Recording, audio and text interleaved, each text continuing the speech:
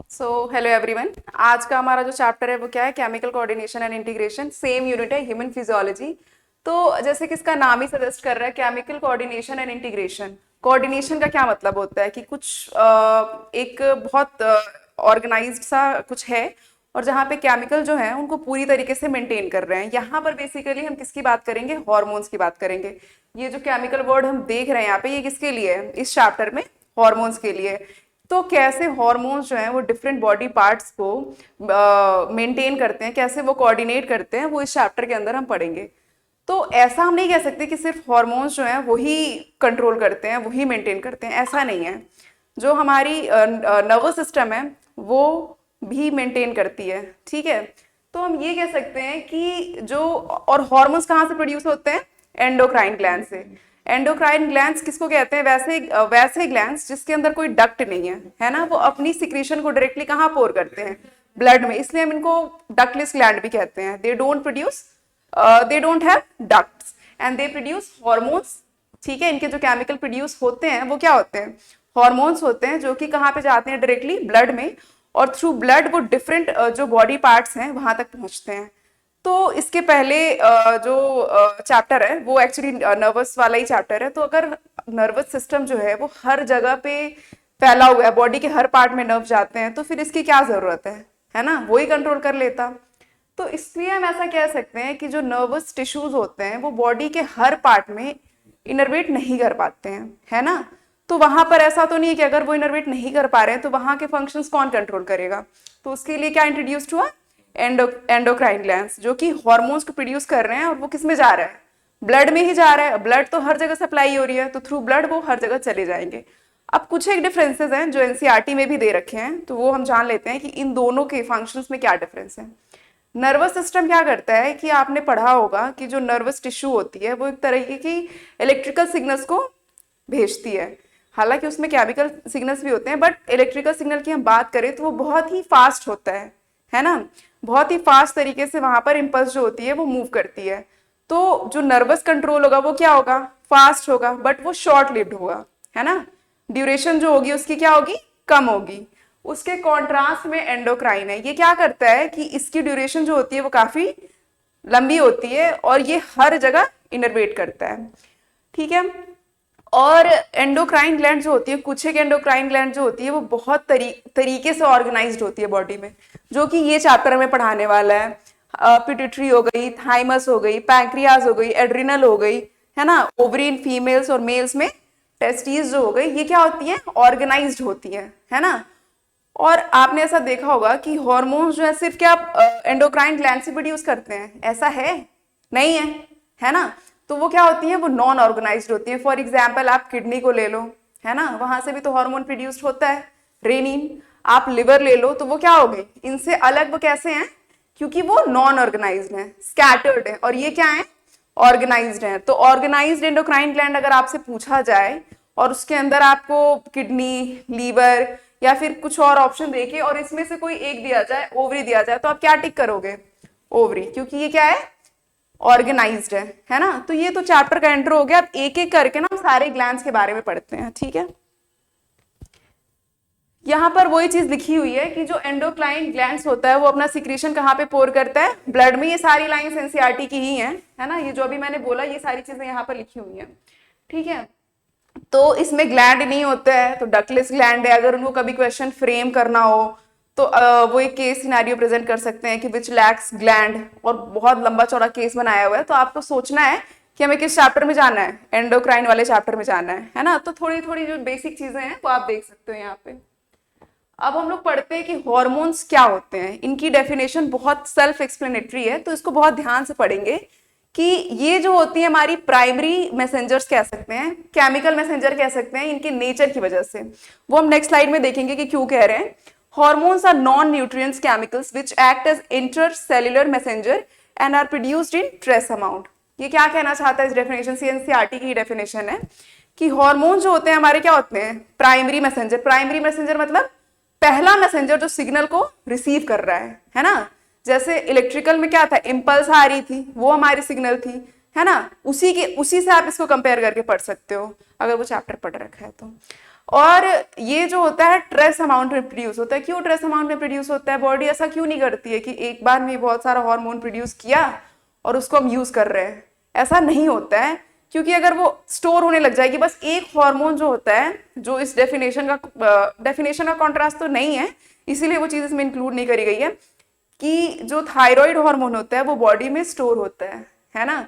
और आप सबको पता होगा कि थायराइड की आजकल कितनी सारी मतलब क्लिनिकल सिनेरियो आप देखो तो बहुत सारे लोग हैं जिनको थायराइडिज्म है अभी, खास करके फीमेल्स में, है ना। सिर्फ एक वही हार्मोन है जो बॉडी में स्टोर होती है। बाकी इनमें से अभी जो हमने वो डायग्राम देखा था उसमें से कोई भी हार्मोन ऐसा नहीं है कि वो प्रोड्यूस होकर स्टोर होता है। वो बना जब जरूरत है उसी वक्त वो क्या होता है, यूज हो जाता है और फिर खत्म उसकी कहानी, है ना। वो बॉडी में स्टोर उन्होंने नहीं वाला है। तो एक बार डेफिनेशन को बहुत ध्यान से पढ़ना है कि ये क्या होते हैं, प्राइमरी मैसेंजर्स होते हैं, ठीक है, जो कि बहुत ही कम अमाउंट में प्रोड्यूस्ड होते हैं, और नॉन न्यूट्रिएंट्स होते हैं। ये तीन चीजें याद रखनी है, नॉन न्यूट्रिएंट्स, इंटरसेल्युलर मैसेंजर्स और reproduced in trace amount, and they are not stored in body. तो नॉट स्टोर्ड इन बॉडी जो है इस डेफिनेशन में अगर आ जाए तो पार्शियली इनकरेक्ट होगा। क्यों? क्योंकि थायराइड क्या होगा, उसका एक्सेप्शन होगा, क्योंकि थायराइड बॉडी में क्या होती है, स्टोर हो जाती है, ठीक है। अब हम नेचर के बारे में पढ़ते हैं कि किस हार्मोन का कैसा नेचर होता है। अगर आप ये अच्छे से जान लोगे ना, बहुत सारी चीजें आगे की तरफ आपको आसान हो जाएगी। तो यहाँ पर नेचर दे रखा है, हॉर्मोन्स दे रखा है, और यहाँ पर क्या है, ग्लैंड है। तो देखो यहाँ पर प्रोटीनिशियस पढ़ते हैं हम सबसे पहले, ठीक है। पहला क्या है, कैसा नेचर है ये, प्रोटीनिशियस नेचर है, ठीक है। इसमें कौन कौन से हॉर्मोन्स आते हैं? तो देखो थायरोक्सिन जो है वो कैसा होता है, प्रोटीनिशियस होता है। मतलब थायराइड ग्लैंड जो भी हार्मोन प्रोड्यूस कर रही है उसका नेचर कैसा है, प्रोटीन का है ना। एपिनेफ्रिन, नॉन एपिनेफ्रिन पढ़ा होगा आप लोगों ने, अगर थोड़ा सा भी एड्रिनल ग्लैंड आप रिकॉल कर पा रहे हो तो वहां पर ये है, ठीक है। पिट्यूटरी के जितने हार्मोन्स है, वैसोप्रेसिन है, ऑक्सीटोसिन है, एमएसएच है, ये सारे के सारे क्या है, प्रोटीनिशियस है। पैराथायरॉइड हार्मोन है, इंसुलिन पैंक्रियास का हार्मोन है, और थायरोकैल्सिटोनिन जो और एसीटीएच जो है, ये सारे के सारे क्या है, प्रोटीनिशियस इन नेचर है, ठीक है। उसी तरीके से टीएसएच, एफएसएच, एलएच, ये सारे क्या है, प्रोटीनिशियस है। अब इसमें देख लो एमिनो एसिड के डेरिवेटिव्स होते हैं और ग्लाइकोप्रोटीन होते हैं, ठीक है। ग्लाइकोप्रोटीनिशियस में कौन कौन सा हो जाएगा, एफएसएच और एलएच एंड टीएसएच। ये चीज देखो ध्यान रखने वाली है कि टीएसएच जो है वो कैसा है, और थायरोक्सिन कैसा है, प्रोटीनिशियस तो खैर सारे ही हैं, बट ये कैसा है, और टीएसएच कैसा है, ग्लाइकोप्रोटीन है। एलएच और एफएसएच नेक्स्ट सेक्शन में पढ़ेंगे, और आपको थोड़ा बहुत आइडिया तो हो ही रखा होगा। एलएच और एफएसएच कैसा है, ग्लाइकोप्रोटीनिशियस। बहुत सारे बच्चे इसको किससे कंफ्यूज करते हैं कि ये स्टेरॉइड होगा। क्यों? क्योंकि टेस्टोस्टेरोन और एस्ट्रोजन जो होता है वो स्टेरॉइड होता है। तो इसमें कभी भी कंफ्यूज नहीं होना है।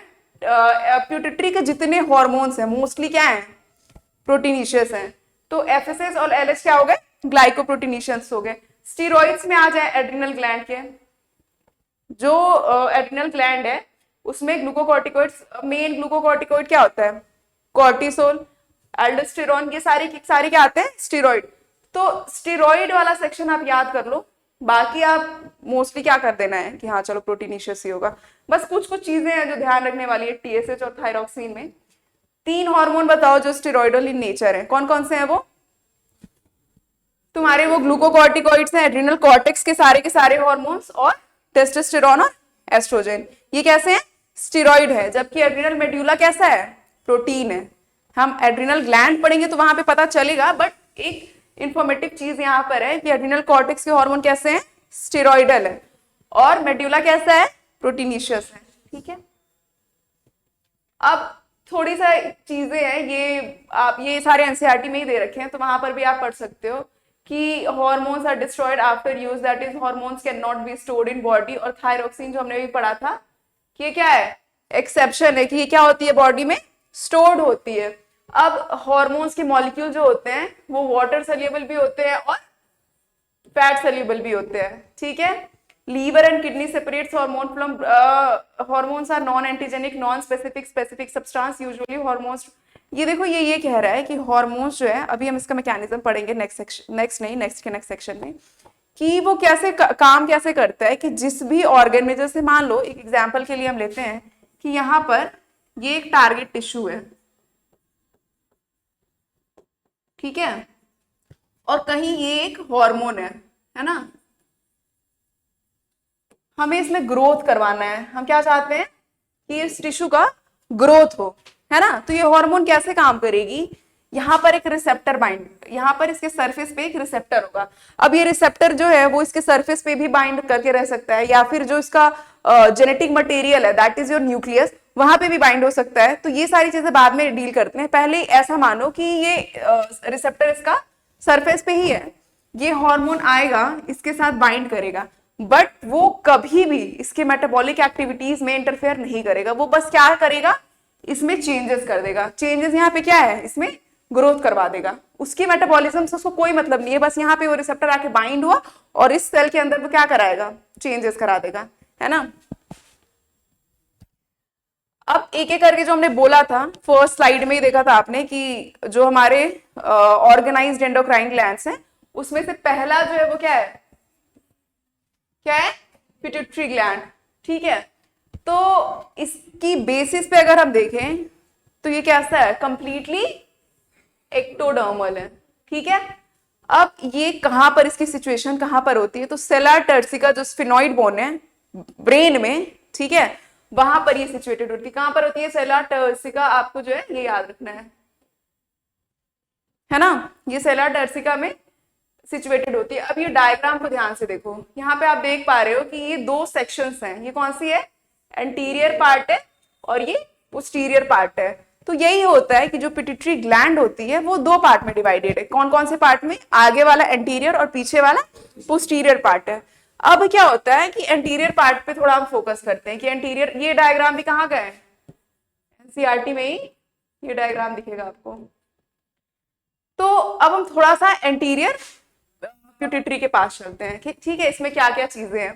तो देखो the lower terminal end of, अच्छा एक चीज होती है कि ये जो हमारी एंटीरियर पिट्यूटरी है इसमें दो सेक्शंस होते हैं, कौन कौन से, पार्स डिस्टलिस और पार्स इंटरमीडिया। क्या होता है, parse distalis and parse intermedia. बहुत ही आसान है, ऐसे समझो कि पिट्यूटरी ग्लैंड जो है वो एनाटॉमिकली कितने पार्ट में डिवाइडेड है, दो पार्ट में। कौन कौन से, पहला एंटीरियर और दूसरा, यहां तक कोई दिक्कत, कोई दिक्कत नहीं है। अब देखो एडिनो हाइपोफाइसिस हम किसको कहते हैं, इसी वाले पार्ट को कहते हैं, ठीक है। अब एंटीरियर के अंदर दो सेक्शन होते हैं, ठीक है, कौन कौन से होते हैं वो, तो पार्स इंटरमीडिया और ये जो होती है तुम्हारी मिडिल लोब होती है। एंटीरियर लोब क्या कौन सी होती है, पार्स डिस्टलिस, है ना। तो एंटीरियर पिट्यूटरी हम किसको कहते हैं, पार्स डिस्टलिस को कहते हैं। ऐसे समझ लो कि दो पार्ट हो गए इसको, एडिनो हाइपोफाइसिस और neuro hypophysis. Neuro hypophysis posterior pituitary हो गई। अब एडिनो हाइपोफाइसिस में दो चीजें हैं, कौन कौन सी है, पार्स डिस्टलिस और पार्स इंटरमीडिया।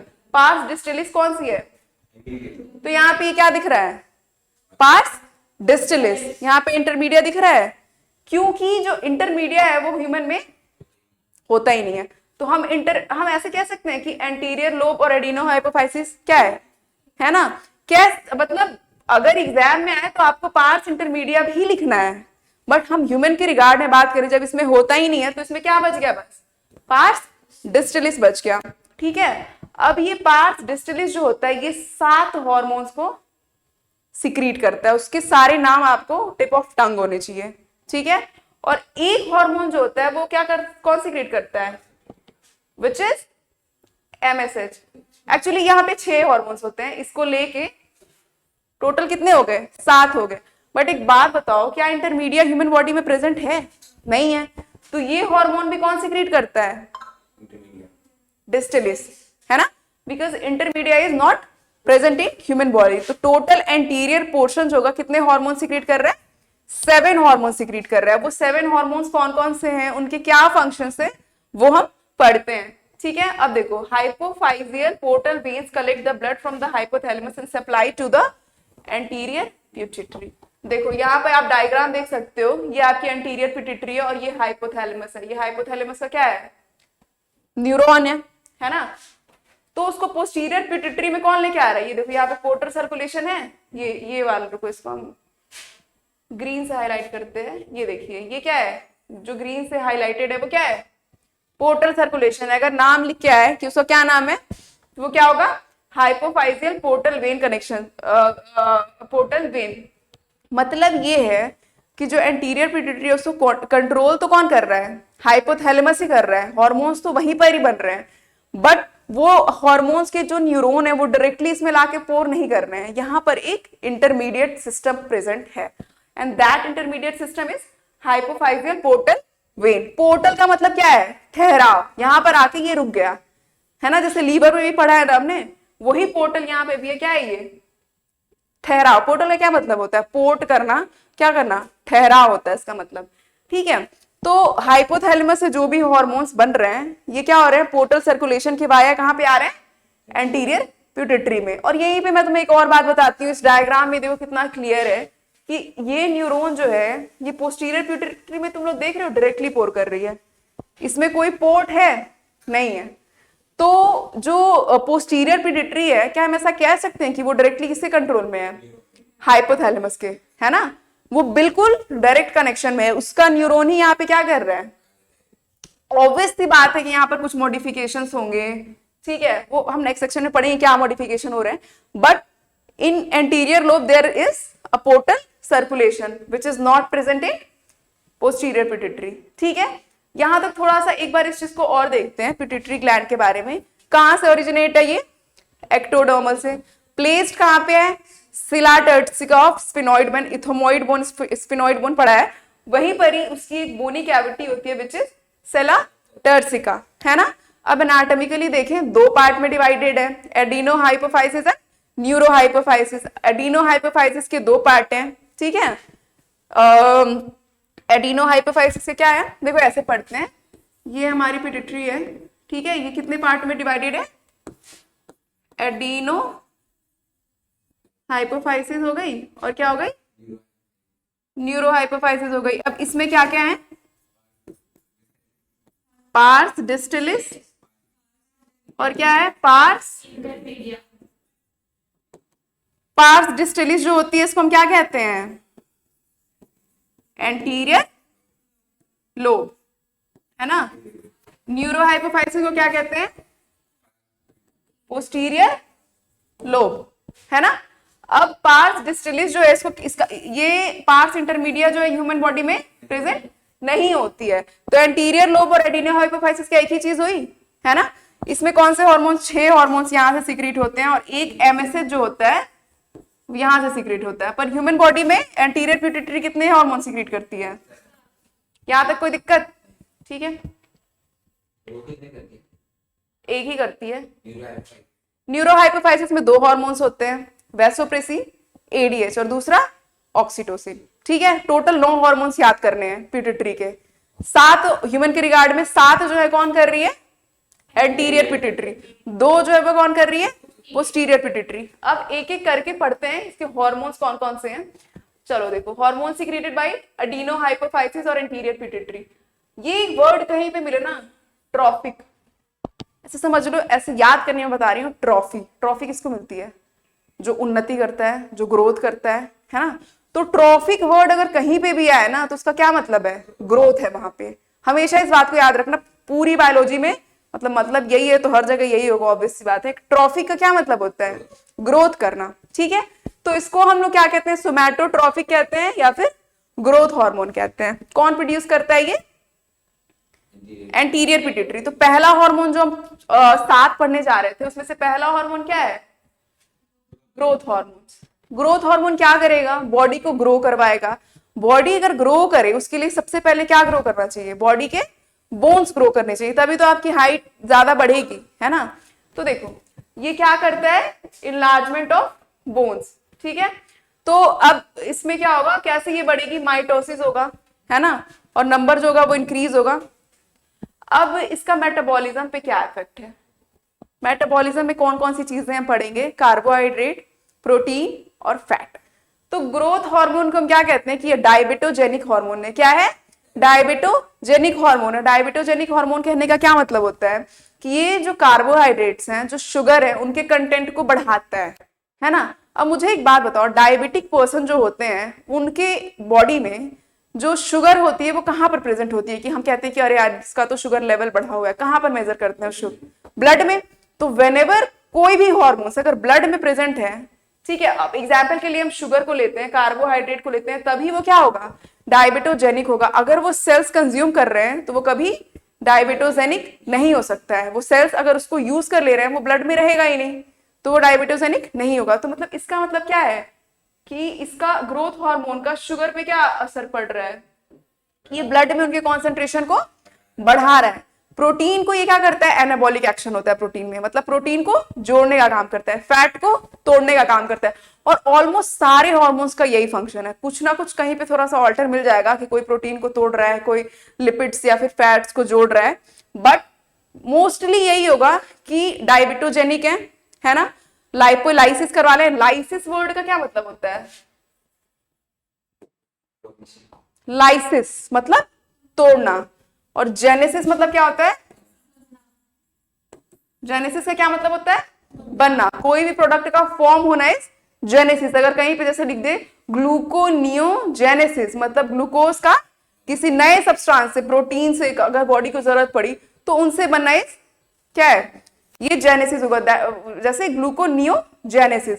और ग्लाइकोलाइसिस, लाइसिस मतलब क्या है? तोड़ना। अगर मैं कहती हूँ ग्लाइकोलाइसिस मतलब क्या हो रहा है? ग्लाइकोजन जो है उसको हम क्या कर रहे हैं? ब्रेक डाउन कर रहे हैं। तो ये छोटे छोटे वर्ड्स हैं जो याद रखना है। ट्रॉफी का भी मैंने बताया, लाइसिस बताया और जेनेसिस बताया, ठीक है। तो इनका असर देखो यहाँ पर ये लिखा होगा डायबिटोजेनिक हार्मोन। अब डिजीजेस क्या होती हैं? अब एक बात बताओ कि नॉर्मल फिजियोलॉजी अगर है, ठीक है, नॉर्मल फिजियोलॉजी चल रही है किसी इंसान में कि हाँ इस एज तक 17-18 साल तक उसके ग्रोथ हार्मोन नॉर्मली सिक्रीट हुए, बॉडी को जितनी हाइट अचीव करनी थी वो उसने की, और फिर सब कुछ नॉर्मल है, ठीक है। अब ऐसा नहीं है कि, अब ऐसा भी नहीं है कि ग्रोथ हार्मोन एक एज के बाद सिक्रीट होना बंद हो जाते हैं, ऐसा नहीं होता है। बट बोन्स जो होती हैं वहां पे क्या हो जाता है? मिनरलाइज्ड हो जाती है वो, तो फिर हाइट एक एज के बाद कांस्टेंट हो जाती है। तो अब बीमारियां भी होंगी अगर उसका सिक्रीशन कम हो गया, अगर उसका सिक्रीशन ज्यादा हो गया, है ना। तो उसको हम लोग एक एक करके पढ़ते हैं कि इसके कम होने से क्या होता है, ठीक है।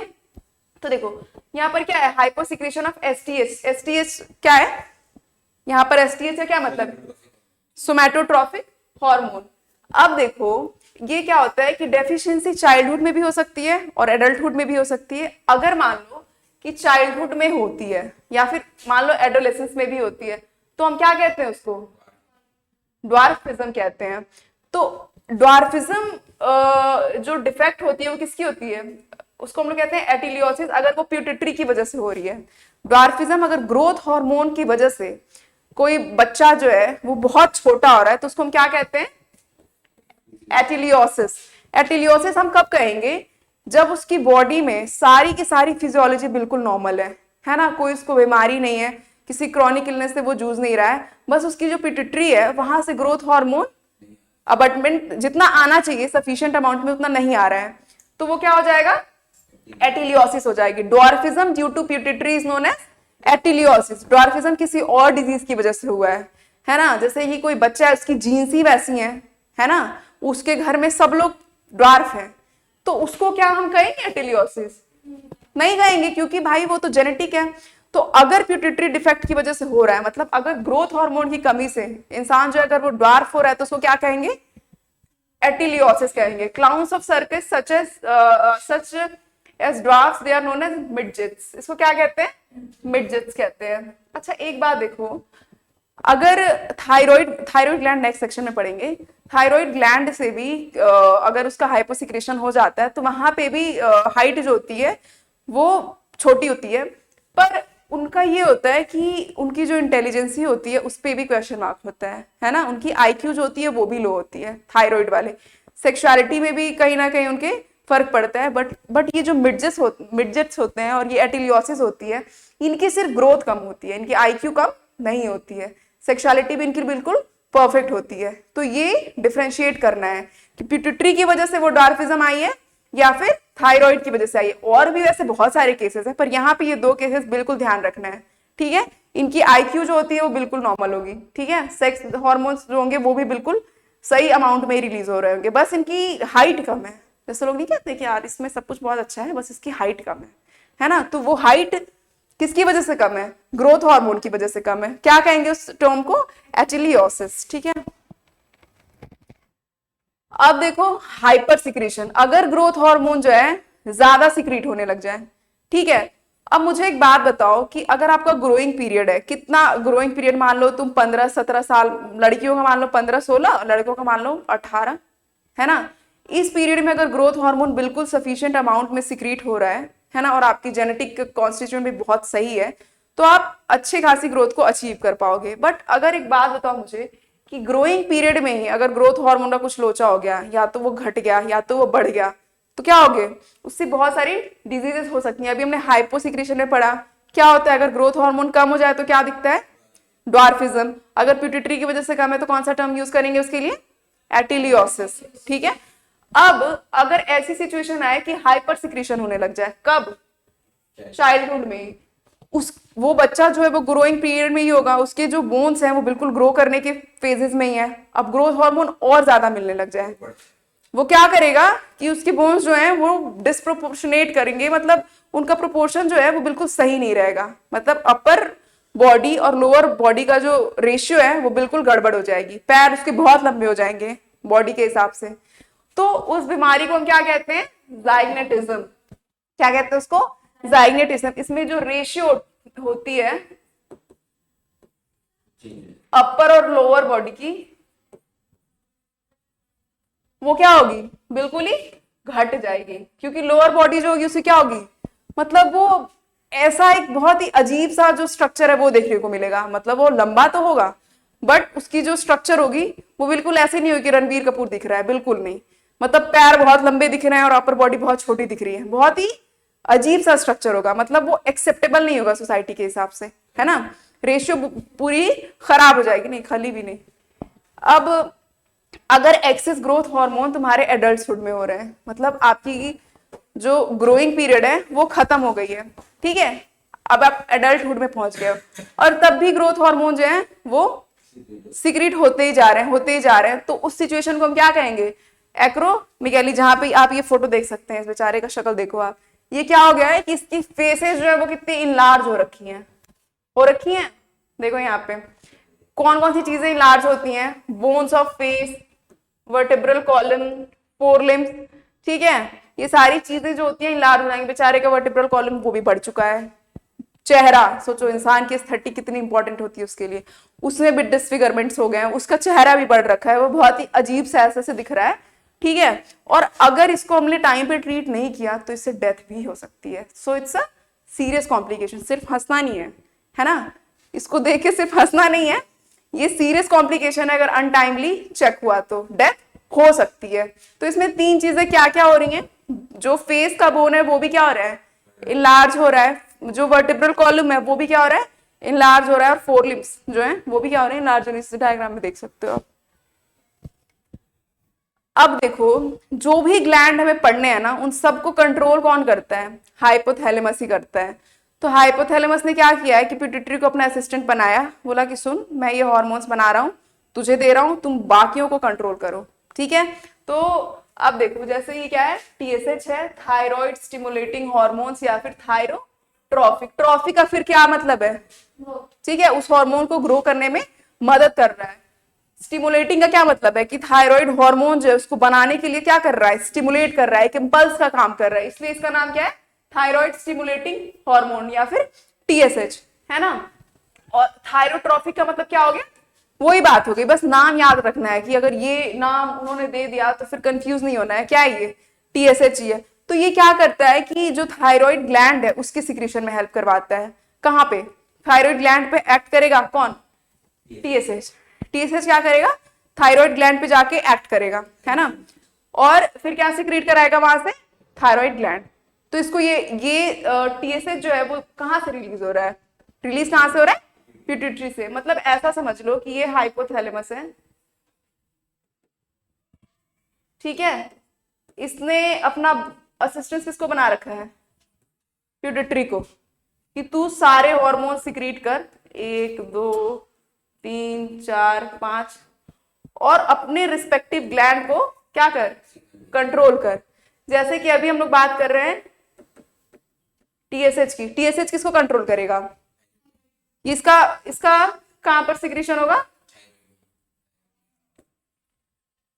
और यहां से कौन सा हार्मोन रिलीज होगा? थायराइड, है ना? ऐसे ही करता है, मतलब सारे हार्मोन्स के बारे में जो जो हम ग्लैंड अभी पढ़ने वाले हैं ना, सबका ऐसे ही होने वाला है कि पिट्यूटरी एक हार्मोन बना रही है और वो हार्मोन जाके एक्ट कर रहा है उस ग्लैंड पे, क्योंकि उस ग्लैंड को भी तो सिग्नल आने चाहिए ना कि हाँ अब ये हार्मोन तुम प्रोड्यूस करो। तो वो सिग्नल कौन दे रहा है?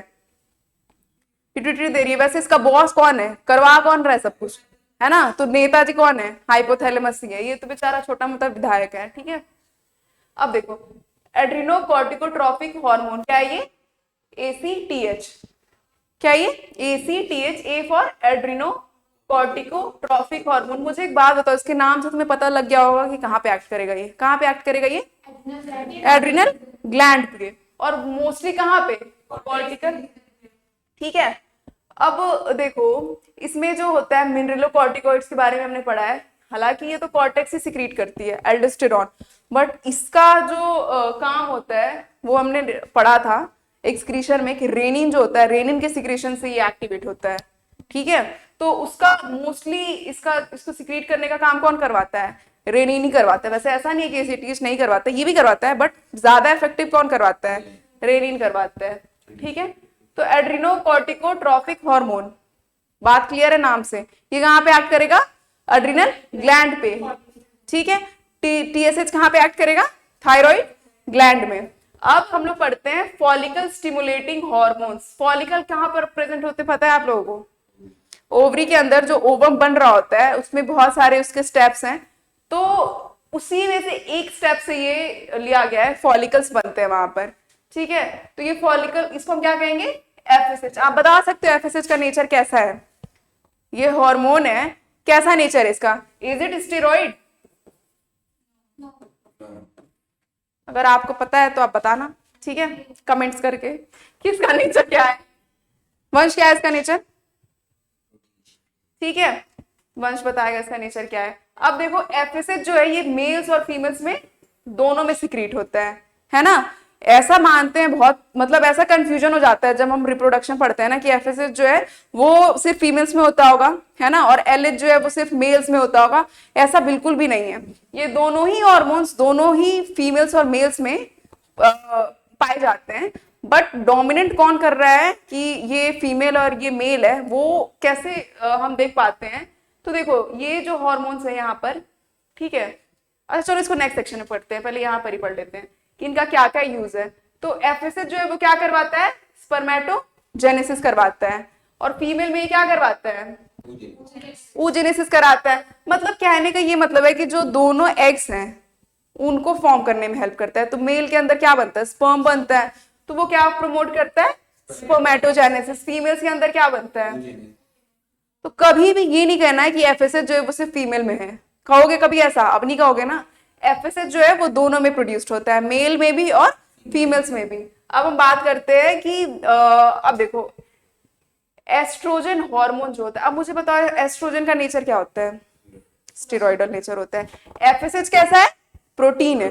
तो मैं एक चीज यहाँ पे बताती हूँ, देखो एफएसएच जो होता है ये फीमेल्स जो होता है, फीमेल्स के अंदर ये क्या करता है? फॉलिकल्स बनाता है। ये फॉलिकल्स जो होते हैं ये ग्रो करते रहते हैं, ग्रो करते रहते हैं, और फाइनली क्या बनाते हैं? Graafian follicle. ग्राफियन फॉलिकल के बारे में पढ़ा होगा आपने।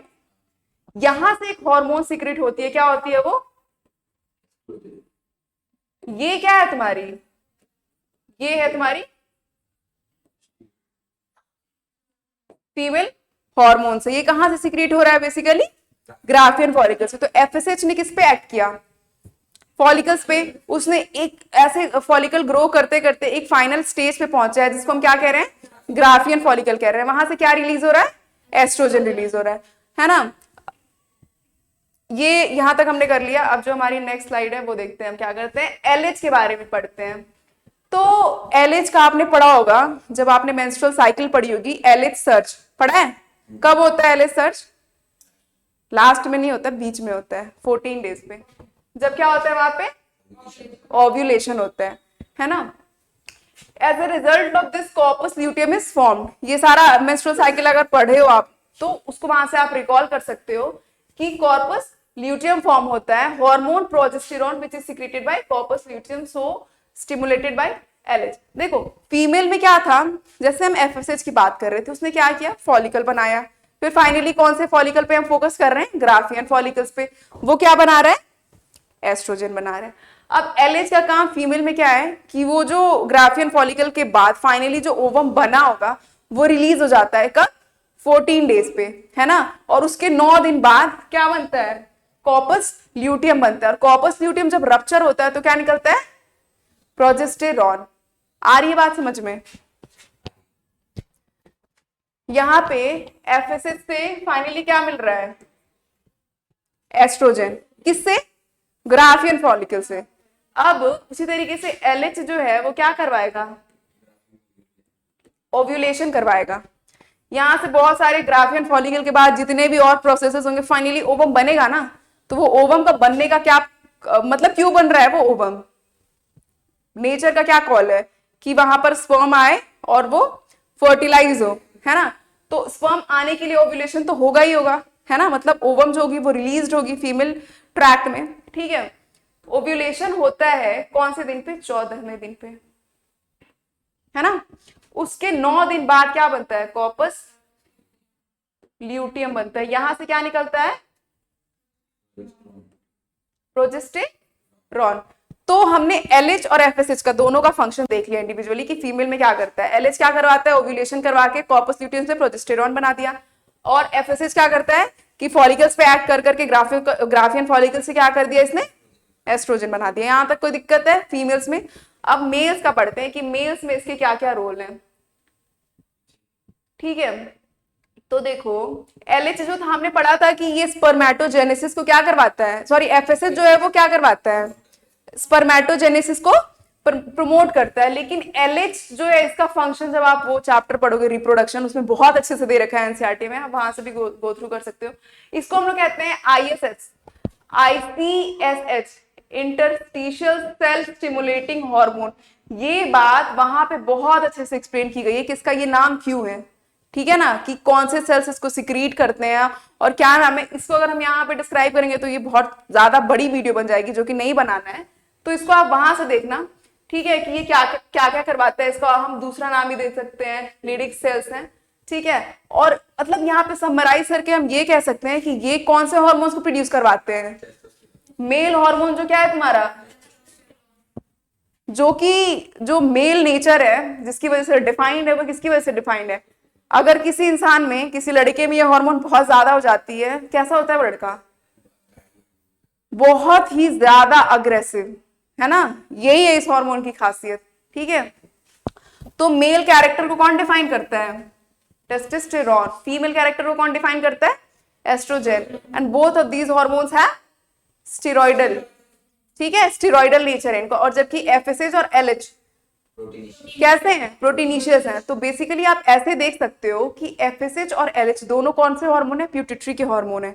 और मेल और फीमेल पे वो डिफरेंट डिफरेंट उनकी जो साइट्स हैं वहां पे वो एक्ट कर रहे हैं। और जो एफएसएच है वो फीमेल में क्या बनवा दे रहा है? एस्ट्रोजन बनवा दे रहा है। एफएसएच जो है और एलएच जो है वो क्या कर दे रहा है? प्रोजेस्टेरॉन बना दे रहा है ना? अब एलएच की बात करें और एफएसएच की फिर से बात करें मेल में, तो वो क्या प्रमोट कर रहा है? स्पर्मेटोजेनेसिस को। और एलएच जो है वो क्या रिलीज करवा दे रहा है?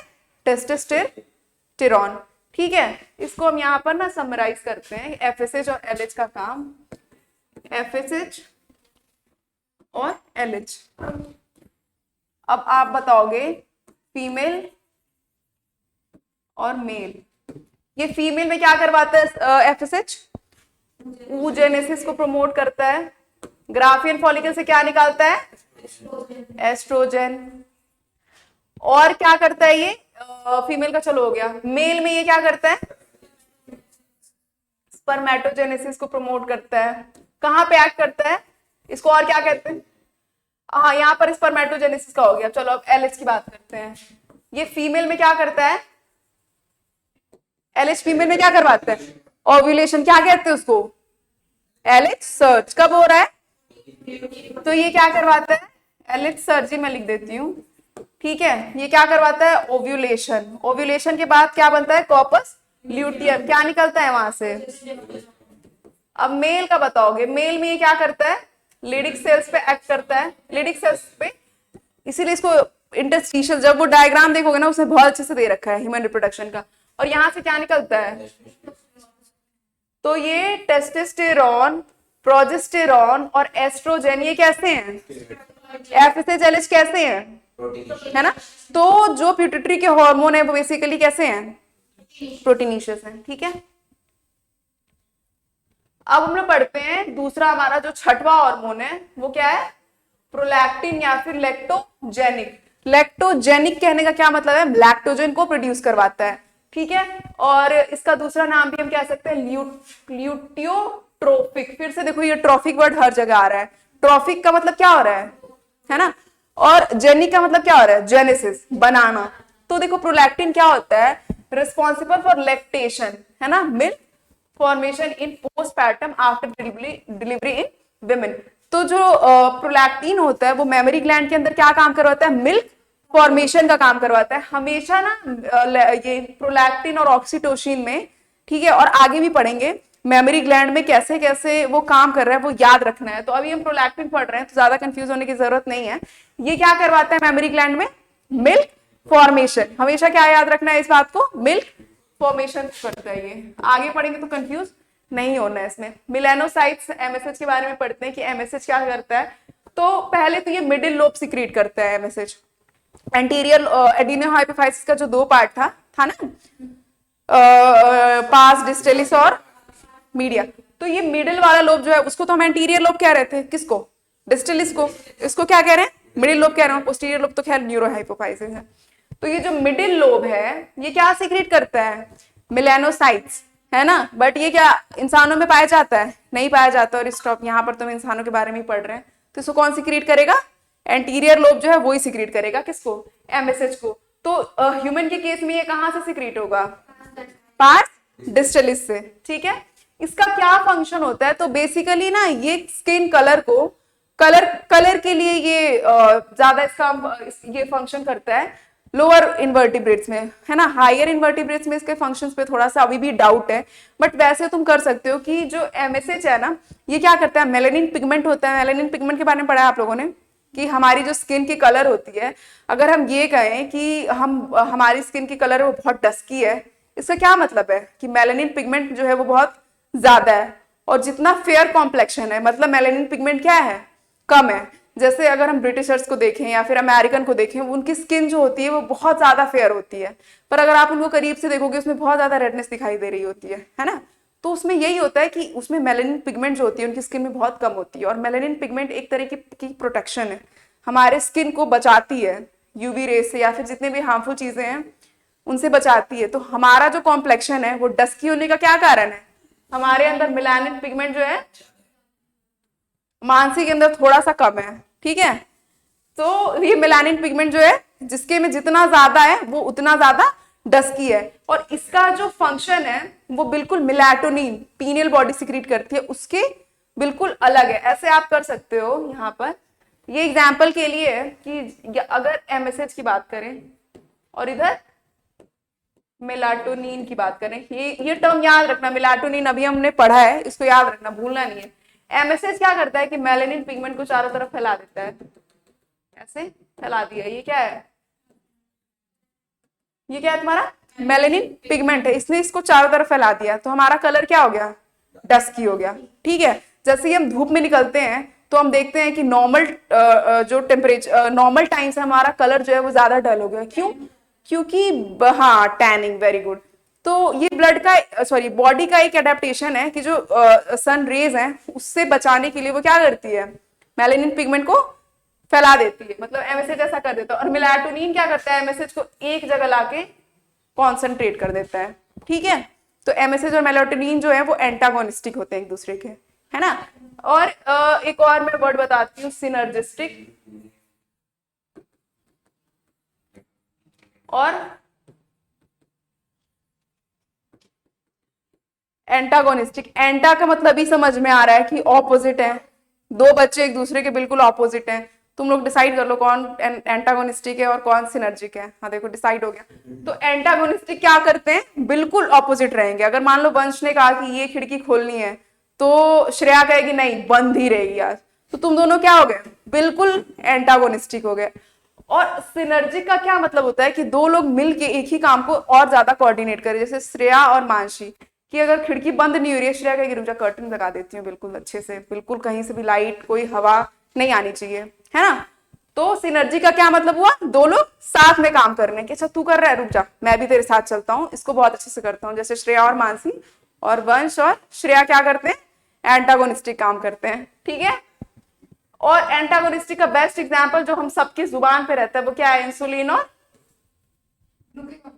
तुम लोग की जुबान पे नहीं है ये नाम, है ना, इंसुलिन और ग्लूकेगॉन। ये दोनों क्या है, बिल्कुल एक दूसरे को देखना ही पसंद नहीं करते हैं, ठीक है। ये सारे हॉर्मोन्स हमने पढ़ लिए हैं, तो हम क्या इसको समराइज कर सकते हैं, कौन कौन से हॉर्मोन्स जो अभी तक हमने पढ़े हैं।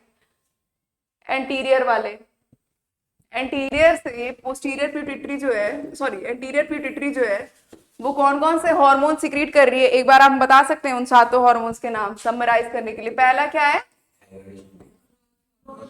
दूसरा क्या है, तीसरा क्या है, ACTH, चौथा क्या है, पांचवा क्या है, जल्दी बताओ, LHFSH हो गया, और क्या है, MSH, छठवा क्या है, प्रोलैक्टिन। ये दोनों अलग अलग है, ठीक है। इन दोनों को गोनाडोट्रोपिन्स कहते हैं। क्या कहते हैं इनको, ये सातों हॉर्मोन्स याद हो गए, कौन सिक्रीट करता है ये, एंटीरियर पिट्यूटरी। एंटीरियर पिट्यूटरी क्या हम लोग को एकदम अच्छे से समझ आ चुकी है, आ गई है ना। क्या प्रोलैक्टिन बता दूं, देखो प्रोलैक्टिन का तो अभी एक ही काम है जो तुम्हारे एनसीईआरटी में दे रखा है कि प्रोलैक्टिन जो है मिल्क फॉर्मेशन करवाती है मेमोरी ग्लैंड में। ये मिल्क फॉर्म करवाती है, जो मेमोरी ग्लैंड है, जब कोई बेबी डिलीवर होता है, ठीक है, तो after the delivery of baby वो क्या होती है, सिक्रीट करवाती है, उसमें मिल्क को फॉर्म करवाती है। प्रोलैक्टिन हार्मोन है जो मिल्क फॉर्मेशन करवाती है फीमेल बॉडी में आफ्टर पोस्टपार्टम, मतलब डिलीवरी ऑफ बेबी, उसमें क्या करवाती है, मिल्क फॉर्मेशन करवाती है, ठीक है। कोई दिक्कत। अब बहुत छोटा टॉपिक है पोस्टीरियर लोब से, न्यूरोहाइपोफाइसिस से। देखो हमने पहले ही सेक्शन में पढ़ा था कि जो हाइपोथैलेमस है वो अपना सिक्रीशन डायरेक्टली पोर कहां पर करती है, पिट्यूटरी ग्लैंड में करती है। तो जैसे मान लो कि इसको हम ऐसे समझ सकते हैं कि ये हमारा हाइपोथैलेमस है, ये लाइन जो है वो क्या है, ये है हाइपोथैलेमस। और ना पिट्यूटरी ग्लैंड को ऐसे मान लो, ये क्या है तुम्हारी पिट्यूटरी ग्लैंड है। अब यहां से जो नर्व टिश्यू है इसकी एंडिंग कहां पर होगी, एक्सॉन पे, ठीक है ना। ये तुम्हारी नर्व टिश्यू है, ये अपना सिक्रीशन डायरेक्टली कहां पोर कर दे रही है, पोस्टीरियर पिट्यूटरी में। मतलब किसी पोर्टल सिस्टम की, किसी मेडिएटर की कोई जरूरत नहीं है। कंपनी सामान बना रही है और डायरेक्ट एक्सपोर्ट कर रही है, ठीक है। इसमें कोई एजेंट नहीं है, कोई एजेंट पैसा नहीं खा रहा है इसमें, ठीक है। जैसे वहां पे कौन खा रहा था, हाइपोफाइज, तो पोर्टल याद नहीं रखना है, हाइपोफाइजियल पोर्टल सिस्टम याद रखना है। बिल्कुल कौन सा सिस्टम याद रखोगे आप, हाइपोफाइजियल सिस्टम। अगर एक बात बताओ, अगर क्वेश्चन में ये आ जाए कि hypophyseal portal system is present in neurohypophysis, तो ये स्टेटमेंट क्या सही है, ये स्टेटमेंट गलत है, क्योंकि neurohypophysis is under direct control of hypothalamus. अब देखो हाइपोथैलेमस क्या करता है कि इसके जो एक्सॉन है, जो इसका टर्मिनल पार्ट है, जैसे ही ये मतलब पोस्टीरियर पिट्यूटरी में एंटर होती है ये स्वेल कर जाती है। मतलब नॉर्मल स्ट्रक्चर हम देखेंगे उससे ज्यादा यहाँ पर क्या होती है, स्वेलिंग होती है। जब भी कभी ऐसी सिचुएशन आए ना कि ये ग्लैंड इसको डायरेक्टली कंट्रोल करना है, तो उसमें कोई ना कोई मॉडिफिकेशन जरूर होगी, तभी तो ये काम वो कर पा रहा है। जहां पे उसको एक एजेंट की जरूरत है ना, एंटीरियर पिट्यूटरी को एक एजेंट की जरूरत पड़ रही है, इसको बिना एजेंट के ये काम कर ले रहा है। तो ये क्या होगा, ये काफी टैलेंटेड होगा, है ना। जैसे टेक्निकल काम जो है यहाँ पे वंश बिल्कुल आसानी से कर लेता है, इससे टेक्नीशियन की कोई जरूरत नहीं है ना। बहुत आसानी से कौन करता है, वंश कर लेता है इस काम को। तो यहाँ पे क्या होती है, थोड़ी ना थोड़ी इसमें मॉडिफिकेशन होती है। जो एक्सॉन है वो क्या करते हैं, स्वेल हो जाते हैं, ये टर्मिनल एंडिंग पे ये क्या हो जाते हैं, स्वेल हो जाते हैं। और इनको एक हम टर्म देते हैं हेयरिंग बॉडी। क्या कहते हैं इसको हम, हेयरिंग बॉडी। क्यों इसका नाम अब हेयरिंग बॉडी रख दिया, एक्सॉन ही रखते, क्यों, क्योंकि यहां पर आके ये स्ट्रक्चर जो है वो क्या हो गया है, थोड़ा मॉडिफाई हो गया है। कैसा मॉडिफिकेशन आया, थोड़ी सी स्वेलिंग आ गई है ना, ऐसी सी थोड़ा सा स्वेल करेगा, इसको क्या कहा हमने, हेयरिंग बॉडी। अब जो भी हार्मोन हाइपोथैलेमस प्रोड्यूस कर रहा है वो इस एक्सॉन से डायरेक्टली कहां आएगा, पिट्यूटरी में आएगा। किस पिट्यूटरी के कौन से पार्ट में पिट्यूटरी क्या आएगा, ये पोस्टीरियर पार्ट में, that is your neuro hypophysis या फिर पार्ट्स, ठीक है। आप ये चीज वहां से देख सकते हो। अब इन दो हार्मोन्स के बारे में बताओ जो मैंने पहले ही बताया था, कौन कौन से वो हार्मोन्स है, एडीएच है, इसका दूसरा नाम क्या है, क्या करवाता होगा ब्लड वेसल्स को, ये कॉन्स्ट्रिक्ट करवाता होगा, है ना। जब हमने एक्सक्रीशन पढ़ा था तो एडीएच का फंक्शन वहां पे बहुत अच्छे से पढ़ा था, ठीक है। तो एडीएच क्या है, एंटी डायूरेटिक हार्मोन्स। देखो यहां पर भी वही लिखा है, बिल्कुल एनसीईआरटी की ही ये लाइन है, it acts mainly eight kidney and stimulates the resorption of water and electrolytes, ठीक है। यही बात वो भी कह रहा है कि जब डीसीटी होती है, जब हमारा जीएफआर जो होता है वो क्या होता है, कम हो जाता है, नॉर्मल से वो कम हो जाता है, तो एडीएच कहां पर एक्ट करती है, डीसीटी पे और सीटी पे। और वो क्या करती है कि सोडियम के साथ साथ वाटर को भी क्या करवाती है, एब्जॉर्ब करवाती है ना। इलेक्ट्रोलाइट्स और वाटर को क्या करवाती है, रीएब्जॉर्ब करवाती है, ताकि जो बॉडी है उसका बीपी जो वो बिल्कुल नॉर्मल हो और डायूरेसिस जो हो वो प्रिवेंट हो सके। दैट्स वाई इसका नाम क्या है, एंटी डायूरेटिक हार्मोन, क्योंकि ये डायूरेसिस को क्या करती है, प्रिवेंट करती है। What is diuresis, loss of water, excess water, मतलब वाटर लॉस नहीं होगा तो वो भी एक तरीके की पैथोलॉजी है, बट नॉर्मल से ज्यादा वाटर लॉस होने लगे तो उसको हम क्या कहते हैं, डायूरेसिस कहते हैं। और डायूरेसिस को कौन रोकता है, एडीएच। मुझे एक बात बताओ, अगर किसी पेशेंट में एडीएच की कमी हो जाए तो क्या होगा उस पेशेंट को, उसका वाटर लॉस जो होगा वो बहुत ज्यादा होने लगेगा। दैट पर्सन फील डिहाइड्रेटेड, उसको हर वक्त क्या लगी रहेगी, प्यास लगी रहेगी, इसलिए हम उसको क्या कहते हैं, ड्रंकर्स डिजीज कहते हैं, ठीक है। इसमें कहीं लिखा होगा, हाँ ये रहा, ड्रंकर्स डिजीज होती है ये, है ना। क्योंकि इसमें अब अगर डिहाइड्रेशन होगा, इतनी ज्यादा वाटर जो है वो बॉडी से रिलीज हो रही है ना, तो वो इंसान हमेशा थर्स्टी फील करेगा, वो बहुत ज्यादा पानी पीते रहेगा, है ना। और यूरिन जो होगी वो क्या होती है, टेस्टलेस यूरिन होती है। अब एक बात बताओ, जीएफआर जो है उसका भी तो एक टाइम ही है ना, उसका भी एक लिमिट है कि हाँ इतना वाटर जो है इतने ब्लड को वो फिल्टर कर सकता है ना। अब क्या होती है जीएफआर रेट, कितनी होती है, 125 ml पर मिनट, एक मिनट में 125 ml, है ना। लेकिन ये जो पर्सन है जिसके अंदर एडीएच की कमी हो गई है, इसके अंदर ये हो रहा है कि ब्लड फिल्टर होने से ज्यादा, मतलब एक मिनट में इतना ज्यादा वहां से वाटर जो है वो एक्सक्रीट हो रहा है कि अब यूरिन में कोई टेस्ट नहीं है। इसको हम क्या कहते हैं, टेस्टलेस यूरिन, क्योंकि उतना टाइम अब नहीं मिल पा रहा है ना। किडनी जो है वो काम, किडनी उतना सफिशिएंटली काम नहीं कर पा रही है जितने इसकी कमी की वजह से वाटर लॉस हो रहा है ना। तो टेस्टलेस यूरिन आ गया, ड्रंकर्स डिजीज आ गया, तो उसमें क्या आप लिखोगे कि उस पेशेंट को क्या हो रखी है, एडीएच की कमी हो रखी है। मतलब कौन सा पिट्यूटरी का पार्ट अफेक्टेड होगा, न्यूरो हाइपोफाइसिस और posterior lobe of your pituitary, वो क्या होगा, अफेक्टेड होगा। तो अभी इस पर्सन को क्या हो रखी है, एडीएच की कमी हो रखी है। इसमें डायूरेसिस जो है वो बहुत ही फ्रीक्वेंटली हो रहा है, ठीक है। तो ये पॉलीडिप्सिया का मतलब क्या होता है, एक्सेसिव थर्स्ट, बहुत ज्यादा प्यास लगना। बीपी भी क्या होगी उसकी, कम हो जाएगी। क्या क्या चीजें हो रही हैं, थर्स्ट हो रहा है, टेस्टलेस यूरिन हो रही है, और क्या हो रहा है, बीपी रिड्यूस हो जा रही है, और डायूरेसिस क्या हो रहा है, बढ़ जा रहा है इस पेशेंट के अंदर में, ठीक है। अब देखो,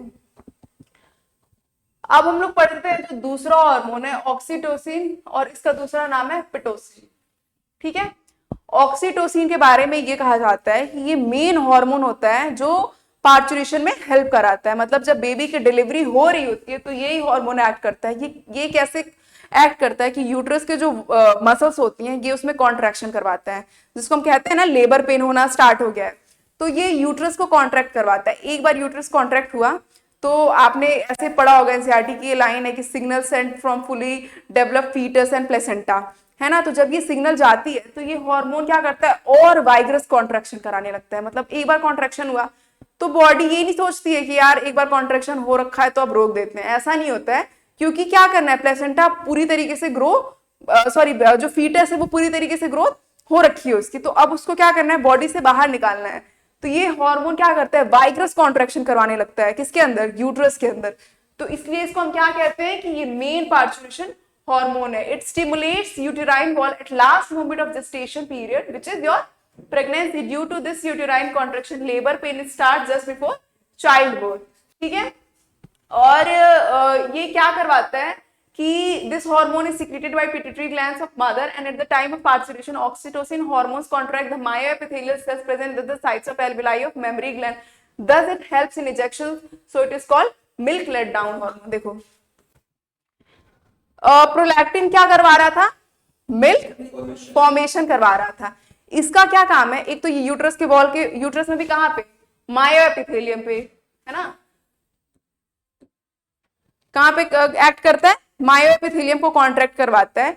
दूसरा इसका, अब देखो इसका काम ही है जब कॉन्ट्रैक्ट ही करवा रहा है तो कहीं और पे भी कॉन्ट्रैक्शन करवा दिया इसने, वो कहां पे है कि it is present at the sides of alveoli of memory gland. तो जो मेमोरी ग्लैंड है उसके एल्वुलाई में भी ये क्या करवाता है, कॉन्ट्रैक्शन करवा देता है। तो मिल्क जो है वो मेमोरी ग्लैंड से बाहर आती है। इजेक्शन के लिए क्या, कौन हेल्प करता है, ऑक्सीटोसिन। इसलिए इसका दूसरा नाम क्या है, मिल्क लेट डाउन हार्मोन। क्या नाम है इसका, मिल्क लेट डाउन हार्मोन। तो prolactin helps in formation of milk and oxytocin help in ejection of milk. तो अगर ऐसा क्वेश्चन आए कि which hormone is responsible for milk formation in memory gland, क्या आंसर लिखोगे, वंस ऑक्सीटोसिन बोलने वाला था ना, नहीं बोलने वाला था, ठीक है। तो ये क्या करवाती है, प्रोलैक्टिन जो होती है वो क्या करवाती है, फॉर्मेशन करवाती है। ऑक्सीटोसिन क्या करवाती है, इजेक्शन करवाती है। In females the hormone is related with the emotion even thought.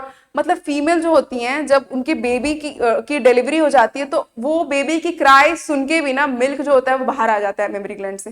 तो ये कहीं ना कहीं किससे कनेक्टेड है, इमोशन से भी। तो ऑक्सीटोसिन हार्मोन जो है ये कैसा हार्मोन है, इसके बारे में क्या क्या चीजें आपने पढ़ी कि मेन पार्चुरेशन हार्मोन है ना। और ये जो है ये इमोशन से भी कहीं ना कहीं जुड़ा है कि बेबी की क्राई से भी वो जो मिल्क है वहां से क्या हो रहा है, इजेक्ट हो जा रहा है। और मिल्क और इसका दूसरा नाम हमने क्या रख दिया, मिल्क लेट डाउन हार्मोन, ठीक है। और इसके बारे में क्या है, oxytocin acts on the smooth walls of our body and stimulates their contraction in female.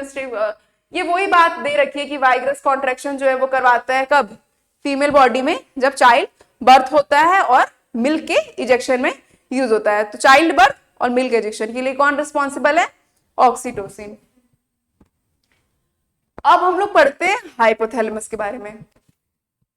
Hypothalamus के बारे में पढ़ते हैं। हाइपोथैलेमस जो है क्या है, बॉस है, सारा काम यही करवा रहा है, ठीक है। इसने एक बार पिट्यूटरी को एजेंट बनाया हुआ है अपना कि सुनो ये सारे हार्मोन्स तुम सिक्रीट करो और मेरे सारे जो बाकी के विधायक हैं उनको सबको कंट्रोल करो। तो हाइपोथैलेमस के बारे में थोड़ा सा हम पढ़ लेते हैं कि जो एडिनो हाइपोफाइसिस है वहां पर तो इसने क्या दे रखा है, एक और एजेंट बना रखा है बीच में, कौन सा है वो, हाइपोफाइजिन पोर्टल वेन। वो क्या करवाती है, वो इसको सप्लाई करवाती है ब्लड को, ब्लड में तो हॉर्मोन्स है।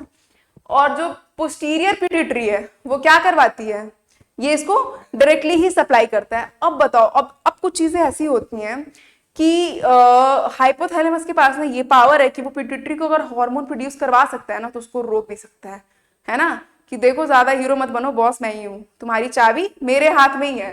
तो देखो उसके बारे में इसमें क्या लिखा हुआ है कि for example hypothalamic hormone which is called gonadotropin releasing hormone, GnRH। इसके बारे में पढ़ा था ना हमने, gonadotropin releasing hormone stimulates pituitary synthesis to release of gonadotropins। on the other hand somatostatin, ये क्या है, वो क्या था, सोमैटोट्रोफिक, और ये क्या है, सोमैटोस्टैटिन। ये क्या करवाता है, from the hypothalamus inhibits the release of GH, है ना। तो इसमें कभी कंफ्यूज नहीं होना है कि ये क्या है, सोमैटोट्रोफिक हार्मोन, ये क्या है तुम्हारा, GH, क्या है ये, GH। और इसको इनहिबिट कौन करवाता है, सोमैटोस्टैटिन तो स्टैटिन और ट्रॉफिक, यही दोनों क्या है, डिफरेंशिएटिंग है, इनमें डिफरेंशिएट करना है। ये क्या करवाता है, जीएच को इसके रिलीज को रोकता है। कौन रोकता है, सोमैटोस्टैटिन रोकता है। ठीक है, the hormones originating in hypothalamic neurons pass the axons and release from the nerve endings. These hormones reaches the pituitary gland through the portal circulatory system. कौन सी portal circulatory system, hypophyseal circulatory system, portal system, and regulate the function of the anterior pituitary. The posterior pituitary is under direct control. Direct control क्यों कह रहे हैं, क्योंकि जो neuron है वो डायरेक्टली क्या कर रहा है, पोस्टीरियर पिट्यूटरी में वो आ रहा है और अपने हार्मोन्स को डायरेक्टली वहां पर रिलीज कर रहा है। क्या नाम है उन दोनों हार्मोन के, है ना, वैसोप्रेसिन कौन सा है, एडीएच। ठीक है, तो कौन सा दो हार्मोन है, एडीएच, और बाकी एंटीरियर पिट्यूटरी के 7 हार्मोन्स। याद रहेंगे इनके नाम, बिल्कुल अच्छे से नाम याद करना है, और सोमैटोट्रॉफिक में और सोमैटोस्टैटिन में कंफ्यूज नहीं होना है, बिल्कुल भी नहीं होना है यहाँ पर कंफ्यूज। ठीक है, और एक जो है हम फीडबैक मैकेनिज्म के बारे में पढ़ते हैं कि जब बॉडी में एक्सेसिव कोई भी हार्मोन प्रोड्यूस होने लगता है, अब जैसे मैंने अभी बताया कि ग्रोथ हार्मोन जो है वो हाइपर सिक्रीट होने लगता है, तो उसका कुछ तो इलाज होगा, कुछ तो ऐसी चीजें हम करेंगे जिससे कि अब ये जो चीज हो रही है वो ना हो। तो इसको हम कहते हैं फीडबैक मैकेनिज्म। फीडबैक मैकेनिज्म क्या होती है, इसको हम नेक्स्ट वीडियो में पढ़ते हैं। अभी के लिए थैंक यू, इसको हम यहीं पर स्टॉप करते हैं।